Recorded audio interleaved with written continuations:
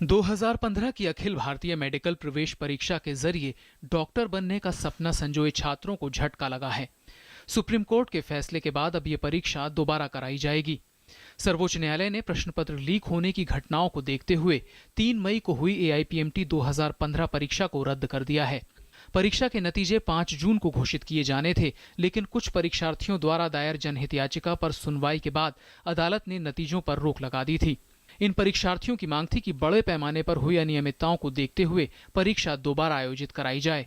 अदालत ने भी कहा कि दोबारा परीक्षा से सभी पक्षों को कुछ समस्याएं होंगी, लेकिन परीक्षा की विश्वसनीयता व शुचिता के लिए यह जरूरी है। ऑनरेबल कोर्ट ने हमारी प्रेयर अलाउ कर दी है, जिसमें हमने कहा था AIPMT एग्जाम जिसमें मैसिव रैकेट की तरह एक लीकेज हुई है उसको कैंसिल किया जाए। कोर्ट ने सारी पिटीशन अलाउ करते CBSE को डायरेक्शन दिए कि with in 4 weeks exam reconduct करा जाए। दोबारा परीक्षा कराए जाने को लेकर परीक्षार्थियों की मिलीजुली राय है।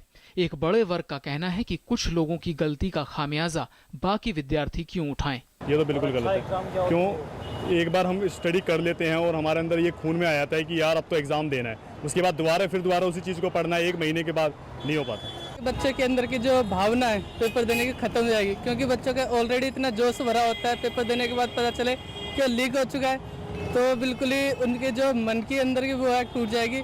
पेपर लीक होने से बहुत सारे बच्चे जो प्रिपरेशन करके आते हैं उस पर बहुत ज़्यादा इफेक्ट पड़ता है। पैसा दे के आते हैं बच्चे को, किराया लगता है तो दिक्कतें तो होती हैं, काफ़ी सारी प्रॉब्लम होती है।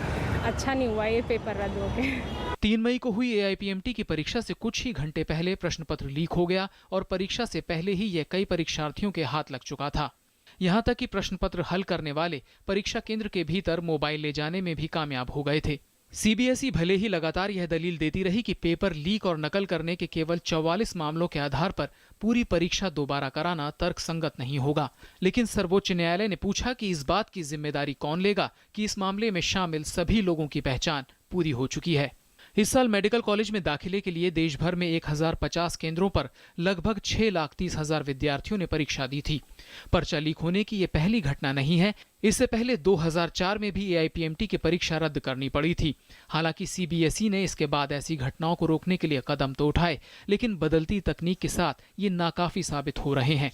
इस साल अलीगढ़ मुस्लिम विश्वविद्यालय की MBBS BDS प्रवेश परीक्षा को भी अनियमितता के संदेह के चलते दोबारा कराया जा रहा है। विकास सारथी, DD न्यूज़, दिल्ली।